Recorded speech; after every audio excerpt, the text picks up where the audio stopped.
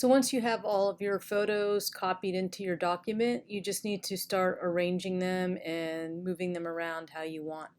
So the first thing I'm going to do is I don't need this background here anymore, so I'm going to click on that layer and I'm just going to drag it down into the trash. There's a little trash can icon there. And now I just have the photos that I pasted in.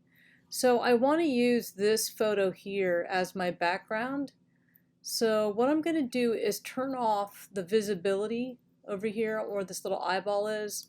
I'm going to turn off all those layers except for the one that I want to use as a background. And what I want to do is I want to rearrange the order. Since I want this to be my background, I'm going to click on it, and if you click and hold with your mouse just to the right, side of the word there, click and hold right there and pull it down. You can arrange them so that they're in the order that you want. So I want this to be on the bottom because that is going to be the background of all my other pictures.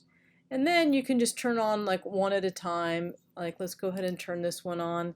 This one is already pretty close to a size I want, but I'm going to click on that layer to activate it, and then I'm going to do Control T. So Control T is transform. It gives me this box. And when I have the Control T activated, I can move this photo around. I can resize it. If I wanted to rotate it, I can go over here and rotate it. I want mine to be straight, so I'm going to do undo Control Z. But you can rotate it there if you want, but you resize it just by clicking Control T and then using the corner to pull it in and out. And then when you get it where you want, you have to exit the transform mode by pressing this check mark. Alright, so now I'm going to go turn on another photo.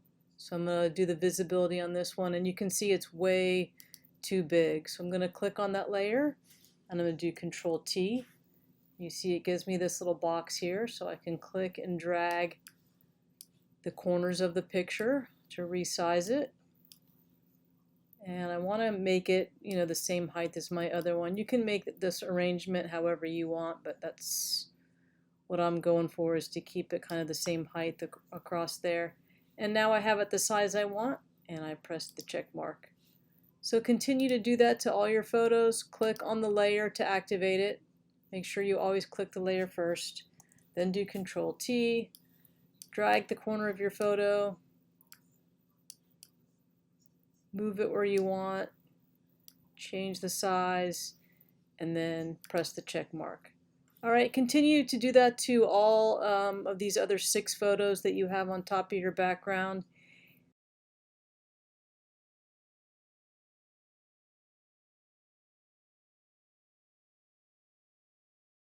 Alright, so I have all my pictures so that they fit on here now, and I want to move them around still.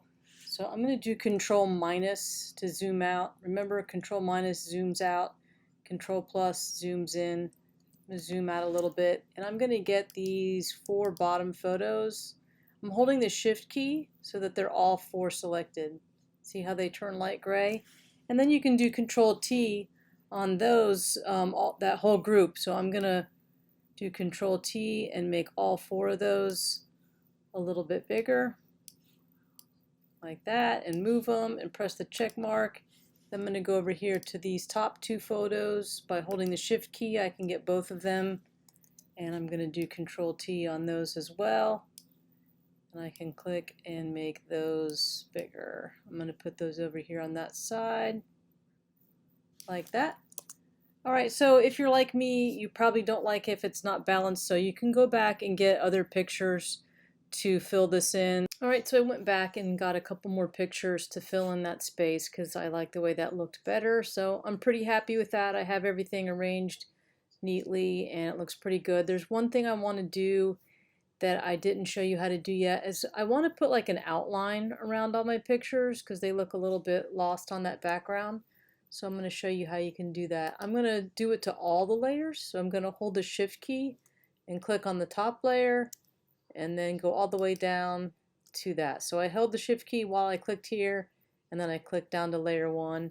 Now I have all my layers selected except for the one that I'm using as a background. And so I want to put an outline around all of them. So what I'm going to do is I'm going to group them. So do Control G So that put them in a folder. So you see how if I open this little thing up, you can see that all those layers are now in a folder. And when they're all in a folder, I can put an effect on the whole folder. So I go down here at the bottom where this says effects, add a layer style. They're called layer styles. If I click on that, it gives me this menu, and I'm going to click on stroke. Stroke is the same thing as outline.